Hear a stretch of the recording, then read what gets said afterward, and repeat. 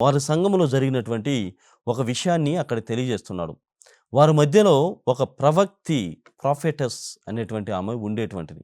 ఆ ప్రవక్తి పేరు యెజెబెలు. యెజెబెలు అనేటువంటి ప్రవక్త ఉన్నది. అయితే ఆమె విషయంలో మీరేం చేశారు? ఆమె చేస్తున్నటువంటి పని మంచిది కాదు. ఆమె బోధ మంచిది కాదు. కానీ మీరేమో ఆమెను ఒక ప్రవక్తిలాగా ఎన్నుకుంటున్నారు. ఆమెను అలా చూస్తున్నారు. ఆమె మంచిది కాదు. ఆమె స్వభావము ఎలాంటిదంటే జారత్వము కలిగినటువంటి స్త్రీ. ఆమె జారత్వము కలిగినటువంటి స్త్రీ. వ్యభిచారిణి అయినప్పటికిని కూడా మీరు రాజీ పడుతున్నారు. అది మీకు నేను తెలియజేస్తున్నాను. వినుటకు వీణులున్నవాడు వినుగాక అన్నటువంటి వాక్యముతో ముగింప చేస్తున్నాడు. ప్రియమైనటువంటి సహోదరి సహోదరులారా, ఈ థియతైరా అనేటువంటి సంఘము ఈ నైతికతలో ఇంతగా దిగజారిపోయి ఉన్నది. యెజెబెలు అనేటువంటి ప్రవక్త ఉన్నది. ఆమె వ్యక్తిగతమైనటువంటి జీవితాన్ని, నైతికమైనటువంటి జీవితాన్ని, ఆధ్యాత్మికతను గమనించినట్లయితే ఎందుకు పనికిరానటువంటి ఆమె మన మధ్యలో నిలుస్తుంది. ఒక స్ఫూర్తి లేదు. ఒక ప్రేరణ ఆమె నుండి మనకు దొరకదు. అయితే ఆమె అందులో కూడా వ్యక్తిగత జీవితము జారత్వముతో ఉన్నటువంటి ఆమె పట్ల మీరు వ్యవహరించవలసినటువంటి తీరు ఏమిటి? ఆమెను అక్కడి నుండి తొలగించాలి. ఎందుకంటే ఆమె సంఘమును దోచుకుంటుంది. సంఘములో ఉన్నటువంటి ప్రతి వ్యక్తిని కూడా వ్యభిచారిణి అనేటువంటి దానిలోనికి దింపుతూ ఉన్నది. జారత్వముతో ప్రతి ఒక్కరిని కూడా మారుస్తూ ఉంది. మీరు దీనిలో ఏ ప్రయత్నం చేశారు? దీనిని తొలగించడం కోసం మీరు చేసినటువంటి ప్రయత్నము ఏమి అని ప్రశ్నిస్తూనే మీరు రాజీ పడుతున్నారు. You are all compromising with the morality. ఆ నైతికత పట్ల రాజీ పడుతున్నారు అని థియతైరా సంఘమునకు హెచ్చరిస్తూనే ప్రభువైనటువంటి దేవుడు వారిని ఖండిస్తూ ఉన్నాడు. వారికి ఖండిస్తూ తర్వాత మీరు ఇలా ఉండకూడదు. అలాంటి జరిగినప్పుడు ముఖ్యముగా నైతికత ద్వారా ఆధ్యాత్మికత వస్తూ ఉంది. ఒక వ్యక్తి విలువలతో కలిగినటువంటి జీవితాన్ని జీవిస్తున్నాడంటే అతను ఆధ్యాత్మికమైనటువంటి వ్యక్తి అని చెప్పవచ్చు. ఓ వ్యక్తి విలువల కోసం ప్రాకులాడుతూ ఉన్నాడంటే దేవుని పట్ల అతనికి భయభక్తులు ఉన్నవని మనము చూడకనే చెప్పవచ్చు. కావున మీ సంఘమును చూస్తే ఎవరైనా కానీ ఇది భయభక్తులు కలిగినటువంటి సంఘము, నైతికత, ఆధ్యాత్మికత అక్కడ పండుతున్నటువంటి విధముగా ఆ సంఘము ఉన్నది అని చెప్పుకోవాలి. కావున ఈ నైతికత పట్ల మీరు ఎప్పటికీ కూడా రాజీ పడవద్దు అని ఆ థియతైరా అనేటువంటి 3వ సంఘమును గురించి తెలియజేస్తున్నాడు. ప్రియమైనటువంటి సహోదరి సహోదరారా, మరి 4వ సంఘముగా ప్రియమైనటువంటి సహోదరి సహోదరులారా, సార్డీసు అన్నటువంటి సంఘము. ఇక్కడ దర్శన గ్రంథము 3వ అధ్యాయం 3వ వచనాన్ని ధ్యానం చేస్తే వారు చేస్తున్నటువంటి పని బాగా అర్థమవుతుంది. ఈ సార్డీస్ అనేటువంటి సంఘమును ఆయన వాక్యములో ఏమంటున్నాడంటే, మీది నిద్రించేటువంటి సంఘము. యు ఆర్ ఆల్ స్లీపింగ్, నిద్రపోతున్నారు. నిద్రపోయేటువంటి సంఘము అని చెబుతున్నారు. లేకుంటే సమూహము, లేకుంటే ఆ విధంగా ఆయన తెలియజేస్తున్నారు. ఎందుకంటే మీరు ఇలానే కొనసాగితే నిద్రపోయినట్లుగా సంఘాన్ని ఉంచితే మీ పైన ఒక దొంగ వాని వలె నేను వచ్చి పడతాను. మీకు తెలియకుండానే మీకు జరగాల్సినటువంటి విపత్తు జరుగుతుంది. ముఖ్యంగా 3వ అధ్యాయము 1వ వచనంలో మీరు ఒక భావనలో ఉన్నారంటున్నారు. ఆ భావన అంటే we are all active to the spirit. అంటే మేమంతా కూడా మేల్కొని ఉన్నటువంటి సజీవులము అని అనుకుంటున్నారు. మీరు కేవలం అనుకుంటూనే ఉన్నారు, కానీ నిద్రపోతున్నారు. 1వ వచనం చాలా పవిత్రంగా ఉంది. మీరు యాక్టివ్గా మేల్కొని ఉన్నటువంటి వారము, మేము సజీవులము అని అనుకుంటూనే ఉన్నారు. కానీ యు ఆర్ ఆల్ డెడ్. మీరంతా మృతజీవులు, సజీవులు కాదు. మీరంతా కూడా మృతజీవులు, సజీవులు కానేరరు. ఎందుకంటే నిద్రించేటువంటి సంఘముగా మీరు ఉన్నారు. కావున మీరు మేల్కొననిచో, ప్రభు చెప్తున్నాడు, మేల్కొననిచో దొంగవలే మీపై వచ్చి పడేదను. వాక్యం చదువుకోండి. దొంగవలే మీపై వచ్చి పడేదను. అది ఎలా, ఆ విపత్తు ఎంత ఘోరముగా ఉండబోతుందో మీరు దయచేసి నేర్చుకొని నూతనీకరణ చెందండి, మీ లోపాలను సవరించుకొని క్రీస్తునందు పెరగండి అని ఆ సార్డీసు సంఘానికి తెలియజేస్తున్నారు. ప్రియమైనటువంటి సహోదరి సహోదరులారా, మరి 5వ సంఘానికి లవదోషియా అనేటువంటి ఈ సంఘానికి చెబుతున్నాడు. మనం గమనిస్తే దర్శన గ్రంథము 3వ అధ్యాయము 14వ వచనం నుండి 22వ వచనం వరకు చదువుతున్నాం. ఈ లవదోషియా అనేటువంటి సంఘం ఇది టెపిడ్ మెంటాలిటీ, అంటే పిరికితనముతో ఉన్నటువంటి సంఘము.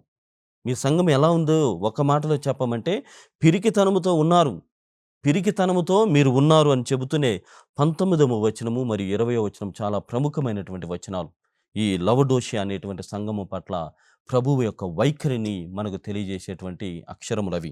అందులో 19వ వచనం ఏమంటున్నాడంటే, మీరు చల్లగా లేరు మరియు వెచ్చగా కూడా లేరు.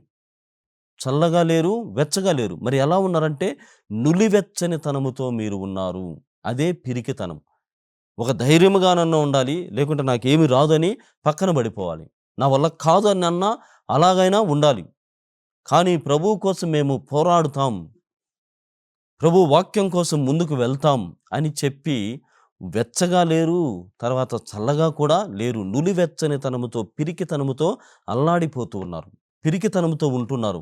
కావున ఓ లవదోషియా సంఘమా, మీ సంఘము ఏ సంఘము అంటే అది పిరికితనముతో ఉన్నటువంటి సంఘము అని 19వ వచనంలో చెబుతున్నారు. అంతటితో ముగించలేదు వాక్యం, అంతటితో ముగించలేదు. కాబట్టి మీరు నులివెచ్చని తనముతో ఉన్నారు కాబట్టి నా నోటి నుండి మిమ్మల్ని ఉమ్మి వేస్తూ ఉన్నాను, బయట పడేస్తున్నాను. నా నోటిలో మీరు తిరిగాడేటువంటి వారు. ఆ మాటలకు ఉన్నటువంటి ఆ గాఢత, ఆ పవర్, ఆ శక్తి ఎంత అంటే వాక్యం క్రీస్తు ప్రభువులో నలిగారు. ఎప్పుడు చూసినా కొన్నిసార్లు ప్రియమైనటువంటి సహోదరి సహోదరులారా, మన వ్యక్తిగత జీవితాలలో కూడా కొంతమందిని మనం ఎప్పుడు చూసినా వాళ్ళ గురించే మాట్లాడుతూ ఉంటాం. తిన్నా, కూర్చున్నా, పరిగెత్తినా, లేదంటే ఎవరితోనైనా మాట్లాడినా ఎప్పుడూ ఒక వ్యక్తిని లేకుంటే ఒక సంఘాన్ని ఎక్కువగా మాట్లాడుతూ ఉంటాం. ఎందుకు మాట్లాడతాం అంటే అంతగా వీఆర్ ఆల్ ఎఫెక్టెడ్, అంటే అంతగా ప్రభావితం చేశారు కాబట్టి మనము వారి గురించి ఎక్కువగా మాట్లాడతాం. ఈ లవదోషియా అనేటువంటి ఈ సంఘాన్ని కూడా ప్రభువైనటువంటి దేవుడు అంతగా కోరుకున్నాడు. ఒక మంచి సంఘము ఉంది అంటే గన ఇలా పేర్లు చెప్పేటువంటి ఈ సంఘాలను గురించి తెలియజేసేటువంటి వారు. కానీ మీలో ఇప్పుడు ఈ పిరికితనము దాపురించి ఉన్నది. వెచ్చగా లేరు, చల్లగా కూడా లేరు. కావున నా నోటిలో ఎప్పుడూ కూడా నేను మాట్లాడుకునేటువంటి వాడను, మీ గురించి ధ్యానం చేసేటువంటి వాడను, మీ గురించి మననం చేస్తూ ఎప్పుడు మీ గురించే ఆలోచన కలిగినటువంటి ఓ లవదోషియా సంఘమా, ఈరోజు నా నోటి నుండి మిమ్మల్ని వెడలేస్తున్నాను. నా నోటి నుండి ఉమ్మిని బయటికి ఏ విధంగా అయితే ఉమ్మి వేస్తారో ఇంకా అది పనికిరాదు అన్నటువంటి విధముగా మీ సంఘాన్ని నేను ఉమ్మి వేస్తున్నాను, బయట వేస్తున్నాను అని ఈ 19వ వచనములో చెబుతున్నాడు. ఈ మీడియోక్రిటీ అనేటువంటిది మీకు దాపురించింది. అంటే నాసిరకపు విశ్వాసం. పిరికితనం ఎప్పుడు వస్తుంది? విశ్వాసము బలముగా లేనప్పుడు. వినుట వలన విశ్వాసం అధికమవుతుందని వాక్యం ద్వారా వింటున్నాం. కానీ మీలో నాసిరకపు విశ్వాసము ఉండటం ద్వారా మీరు పిరికివారుగా మారి ఉన్నారు. కావున మీరంతా కూడా విశ్వాసము పట్ల శ్రద్ధ వహించాలి అని చెబుతూ ఉన్నాడు. పునీతులు ఈ వాక్యమును ధ్యానం చేస్తూ వాళ్ళు చెబుతున్నటువంటి మాట ఏమిటంటే, ఆధ్యాత్మికతలో ఇది చాలా భయంకరమైనటువంటి స్థితి. ఈ స్థితి ఏంటంటే నులివెచ్చని తనము, పిరికితనం అనేటువంటిది ఆధ్యాత్మికతలో చాలా భయంకరమైనటువంటి స్టేజ్. అంటే ఆ పరిస్థితి ముందుకు ఒక పునీతుడిగా లేకుండా మనిషిగా ముందుకు దేవుని కోసం వచ్చినప్పుడు ముందుకే సాగిపోవాలి, లేదా మొదలు పెట్టకూడదు. మొదలుపెట్టి మధ్యలో ఆగిపోయి నాసిరకపు విశ్వాసము, పిరికితనముతో ఉన్నప్పుడు అది ఆధ్యాత్మికత చాలా కుంటుపడుతుంది, చాలా ఇబ్బందికరమైనటువంటి పరిస్థితిని ఎదుర్కోవాల్సి ఉంటుందని పునీతులు ఈ వాక్యం గురించి సెలవిస్తున్నారు. అది చెబుతూనే చూడండి ప్రియమైనటువంటి సహోదరి సహోదరులారా, 20వ వచనం ద్వారా ఇక్కడ నేను ద్వారం వద్ద నిలుచుండి తలుపు తట్టుచున్నాను. ఇవన్నీ జరుగుతున్నాయి. అయినప్పటికీ కూడా నేను ఒక కాపరిగా మీ హృదయం అనేటువంటి ద్వారం వద్ద నిలుచుండి తలుపు తట్టుచున్నాను. ఆహ్వానం ఇస్తున్నాడు. మారు మనసు పొందడానికి ఆహ్వానాన్ని ఇక్కడ అందజేస్తున్నారు. ప్రియమైనటువంటి సహోదరి సహోదరులారా, గొప్పవాళ్ళమని మనం అనుకోవచ్చు, ధనవంతులమని మనం అనుకోవచ్చు, లేదా పేదవాడమని అనుకోవచ్చు. కానీ మనలో ఉన్నటువంటి ఆ హృదయము చలించేటువంటి హృదయముగా మారాలి. మారు మనస్సుకై మనము తప్పించిపోవాలి అన్నటువంటి విషయాలన్నిటిని కూడా ఈ సంఘాలకు తెలియజేస్తున్నాడు. ప్రియమైనటువంటి సహోదరి సహోదరులారా, మరి 2 సంఘాలు కూడా ఉన్నవి. ఆ 2 సంఘాలు కూడా దేవుడు విస్మరించినట్లుగా కనిపించడం లేదు. 7 సంఘాల గురించి మనం ధ్యానం చేస్తున్నాం. ఆ 7 సంఘాల్లో ఉన్నటువంటి లోపాలని సవరించుకోకపోతే జరగబోయేటువంటి విషయాన్ని ఈ విధంగా ఉంటుందని 5 సంఘాలకు దేవుడు ప్రకటిస్తున్నాడు.